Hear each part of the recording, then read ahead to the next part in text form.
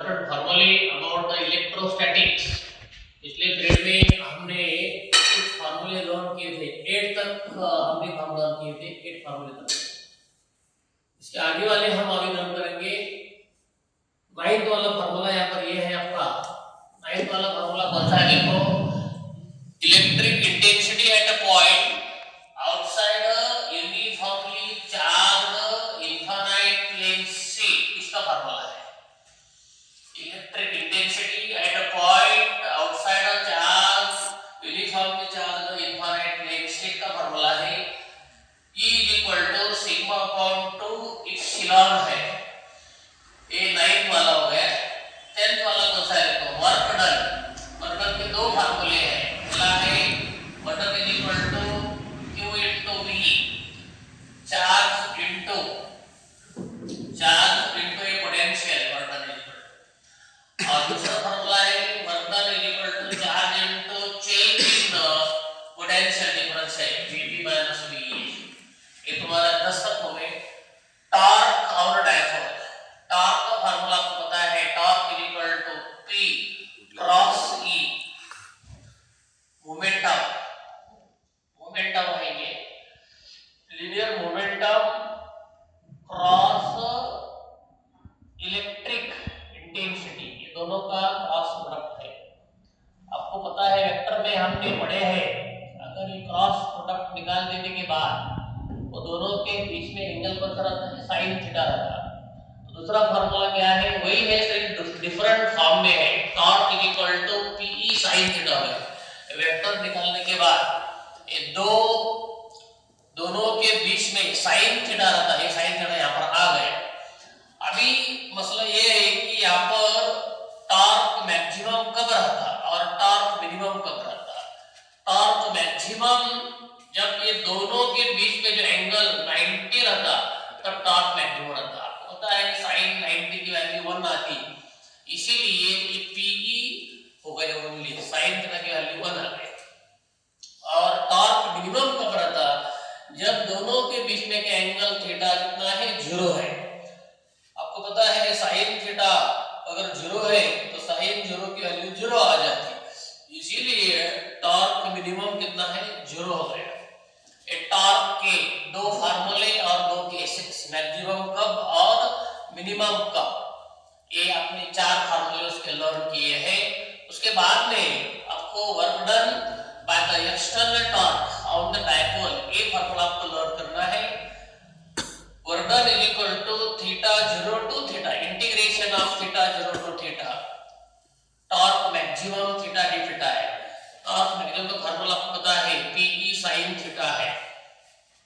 अगर हमने PE को बाहर निकाले और cos sin थीटा का हमने अगर इंटीग्रेशन निकाले तो इंटीग्रेशन आ जाता माइनस cos थीटा आ जाता। और आपको पता है लिमिट अप्लाई करने के बाद upper limit minus lower limit, upper limit minus lower limit. Upper limit क्या हो जाएगा? cos theta minus cos theta minus minus plus cos theta 0 होगा। इसीलिए तुम्हारा ये फार्मूला बन गया PE cos theta 0 minus cos theta है।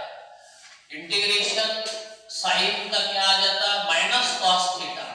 ओके, आपको पता है लिमिट अप्लाई कैसे करते हैं? Upper limit minus lower limit apply करते हैं। ये अप्लाई करने के बाद ये फॉर्मूला आ जाता PE cos theta 0 minus cos theta आ जाता। ये तुम्हारा 12 फार्मूला हो गया।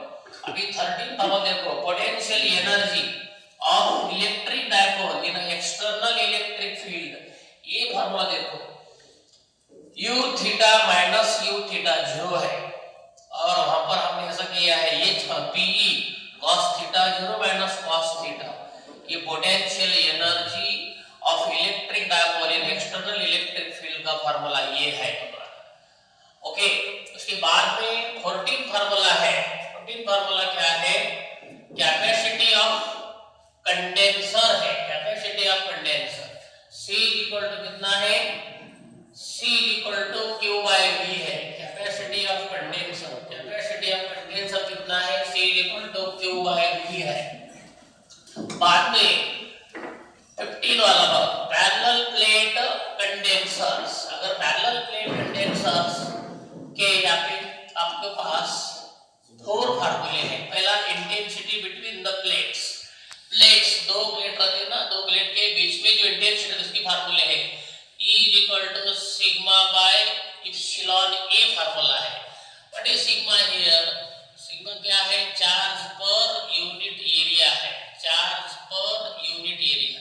तो यहाँ पे क्या हो जाता, यहाँ पे ये नहीं है, यहाँ पे क्यू है, Q by charge per unit area. Okay, हमने सरफेस चार्ज डेंसिटी का फॉर्मूला लिया है, क्यू बाय ये वैल्यू आ गई, इसीलिए ये फॉर्मूला इस तरह से हो गया। अभी ये फॉर्मूला यहाँ पर लिखो, सिर्फ यहाँ पे के लिखो। के किस लिए लिखो? के इसलिए लिखने का है आपको कि डाइलेक्ट्रिक कांस्टेंट है। आप क्या करो, ये सिग्मा की वैल्यू यहाँ पर ले लो, क्यू बाय ए के एप्सिलॉन। इसी तरह इसके फार्मूले ये भी आ जाता, ये भी आ जाता और ये भी आ जाता। ये और ये सेम है, ये और ये सेम है। ओके, इसी तरह इंटेंसिटी बिटवीन द प्लेट्स के फार्मूले आपको मिल गया। बाद में potential difference between the plates, ये इलेक्ट्रिक इंटेंसिटी हो गई। अभी पोटेंशियल डिफरेंस कितना है दो प्लेट के अंदर का? V = A × D। E क्या है? इलेक्ट्रिक इंटेंसिटी है। D क्या है? Distance between the two plates है। V = A × D, ये potential difference between the plates का फार्मूला है। बाद में क्या करना है? कैपेसिटी बिटवीन द प्लेट्स का फार्मूला कितना है? C = A epsilon bye D, ये एप्सिलॉन बाय D ये फार्मूला है। ओके, अगर हमने क्या किया है, ये बाय ये एप्सिलॉन बाय D, इसके लिए हमने अगर C0 लिए तो क्या फार्मूला आ जाता? ये फार्मूला इसमें आता, K × C0 आ जाता।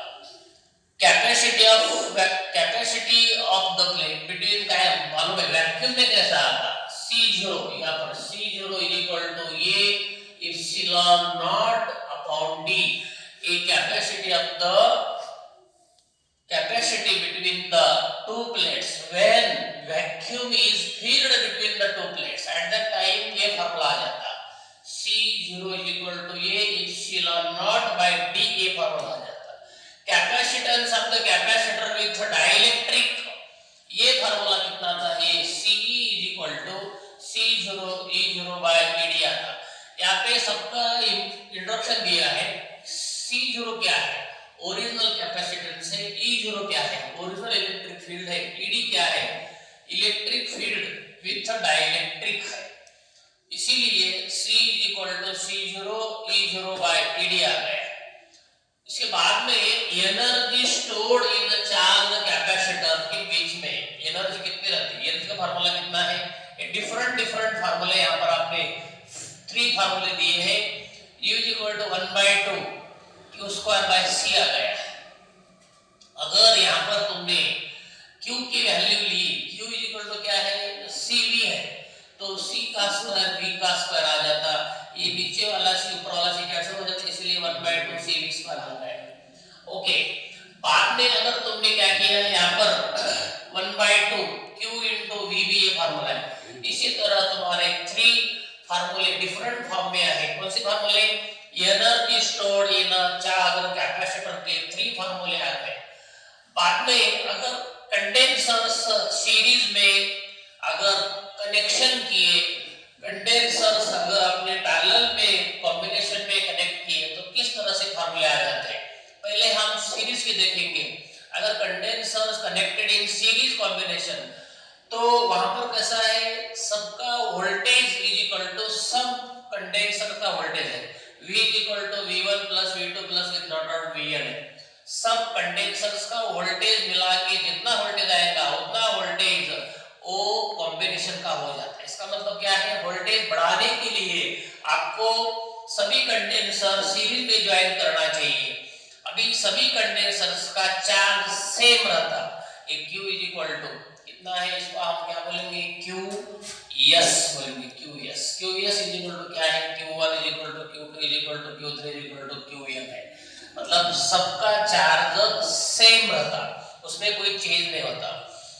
अभी क्या करना है आपको, ए 1/CS equivalent capacitance 1/CS is equal to 1/C1 plus 1/C2 plus 1/C3 plus dot dot dot 1/CN। इस तरह से फार्मूला आ जाता। ये 3 फार्मूले हो गए। When condensates are connected in series, आपको पता है ये 3 फार्मूले हो गए।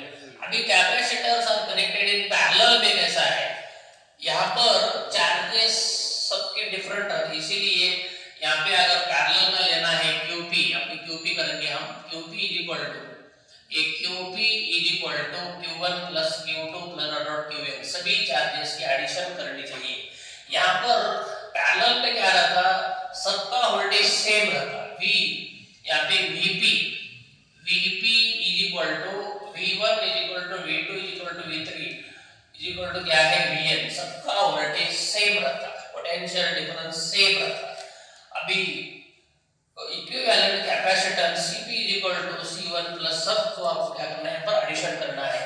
इसी तरह तुम्हारे इलेक्ट्रोस्टैटिक्स के इंपॉर्टेंट फार्मूले यहाँ पर आपने लर्न किया है, पहले पीरियड में 8 तक किए थे, ये पीरियड में हमने 9 से लेकर 19 तक फार्मूला लर्न किया है। ओके, अभी ये फार्मूले सबको अगर लर्न हो गए तो आपको इसके ऊपर अभी तक नीट में, जेडबलई में, सीईटी में किस टाइप्स के क्वेश्चंस पूछे गए हैं, इसका हमको सॉल्व करके सभी सॉल्व करना है नेक्स्ट वीडियो में। पहले आपको सभी फार्मूले याद करना है।